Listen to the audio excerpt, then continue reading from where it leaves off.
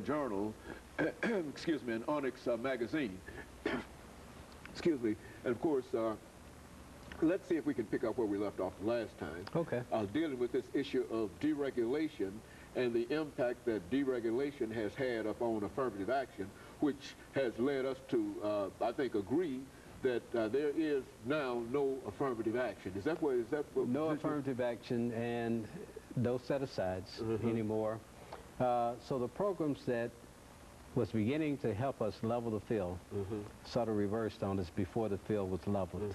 So again, I referred earlier to Reconstruction period when African Americans started getting parity with the general market, and it came to an end. So has the modern era for affirmative action. It's come to an end, and I don't know whether it can ever be revived again with the current, I guess, climate environment for political and social discourse. I think it would be very difficult to get reestablished. Well, in other words, there for not only for African American businesses, but all those other businesses that had that were impacted by affirmative action, females, for example, and others that were impacted by, they are also cut out and left out in the cold. Is that what we're saying? They're cut out, but they're still represented in a greater quantity than what African Americans are. They're still, I mean, it's not even close.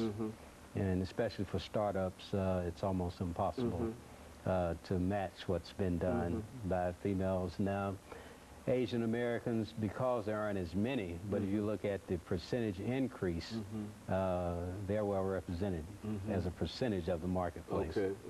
Yes. And so, well, now, it seems to me that there ought to be some kind of thought in terms of how do we do, you know, reverse this kind of, because if it, at one time, and as you indicated, during the Reconstruction period, there was a turn down in terms of the aspirations of Africans, but nevertheless, it came back again. Yes. And so now it seems... Well, we had to, I think it came back, Dr. Haney, because of dynamic leadership.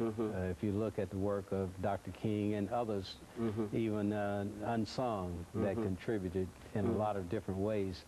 So there's nothing on the horizon to point to that happening again. And I think the media controls that as well. That's why I've worked so hard to stay in this field.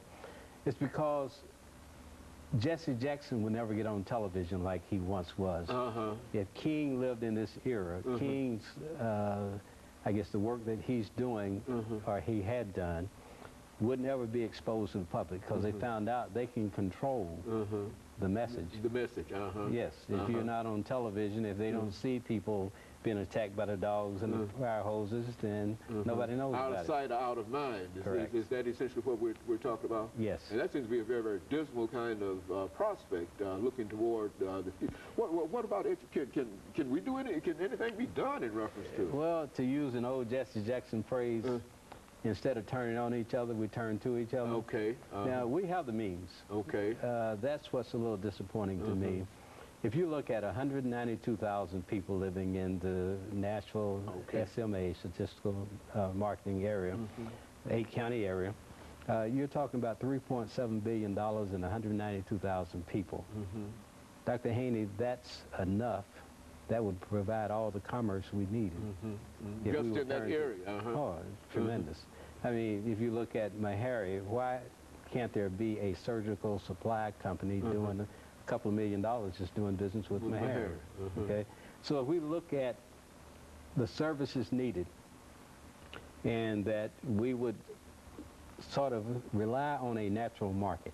If we say African Americans natural market, and we're not talking about racism, we're talking about racial pride, then we could solve our own problems if we have control of our own financial institutions. But you know, the things that you articulated now are not generally heard. And I guess you might say that is because we don't control the methods of publication other than your newspaper. And of course, you're doing a lot. But if you are in a situation where you are the only voice, and there are not that many voices outside of urban journalism. Yeah, and I think that we can forget about the days when there was one local centralized leadership base It has to be dispersed now. You're a leader, I'm a leader, hundreds of others, thousands, people who are educated, people who are well-read, who are analytical.